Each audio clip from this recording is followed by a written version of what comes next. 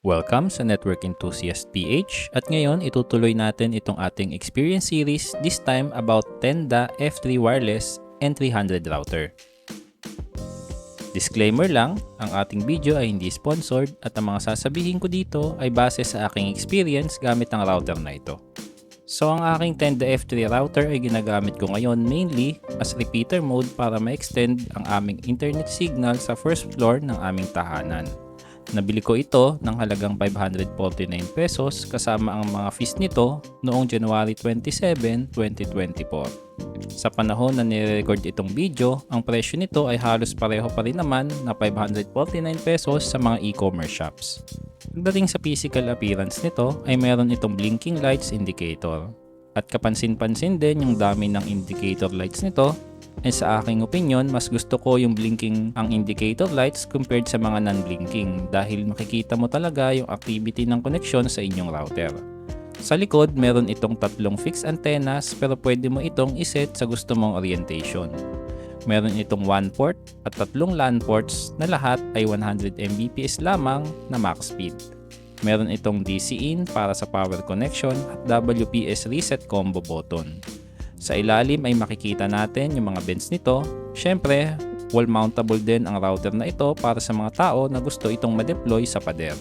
Sa web UI naman, ma-access mo ito sa IP na 192.168.0.1 sa router mode.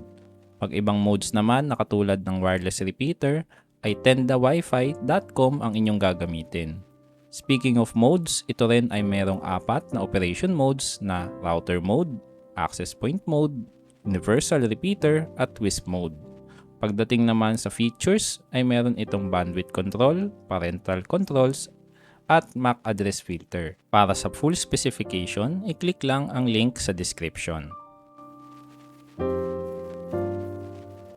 Pagdating sa performance, nakakuha ako ng 18.2 Mbps to 29 Mbps sa Ookla at sa fast.com naman ay 15 Mbps to 17 Mbps sa loob ng 10 feet mula sa router. Pagdating sa range at sa aking testing, meron itong 30 to 35 feet na range at paalala ko lang po na the more na lumalayo tayo sa router, the more na nababawasan ang ating internet signal at bumabagal ang ating internet speed.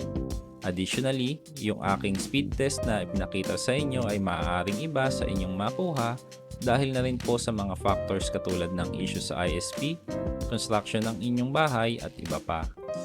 Ang ating test po ay sinubukan through router mode ng ating Tenda F3 N300 wireless router. At syempre, meron din po tayong hindi nagustuhan sa kanya dahil sa ating test ay nakakuha tayo ng lower speeds sa router na ito kahit nasa loob lamang ako ng 10 meters mula sa Tenda router.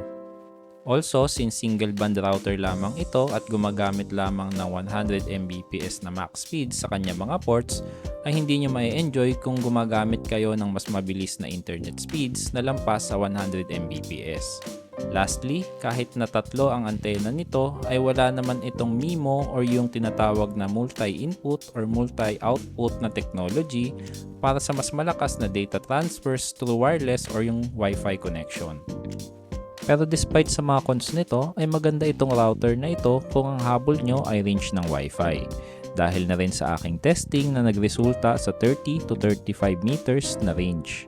Okay din yung pagiging versatile nito dahil bukod sa router mode ay meron din itong repeater mode, access point mode, at WISP mode na pwede nyong gamitin para extend ang inyong wireless connection. Plus, meron din itong bandwidth control at MAC or client filter na feature. Lastly, mas madali din itong i-set up kumpara sa ibang router brands, and para sa mga tutorial kung paano ito i-set up, i-check nyo lang yung ating mga tutorial sa ating channel. So ayun yung ating experience sa paggamit ng Tenda F3 Wireless N300 router. Nga pala, huwag niyong kalimutang mag-like at mag-subscribe at i-click yung bell icon dahil malaking tulong yon para masuportahan yung channel natin. Salamat sa panonood.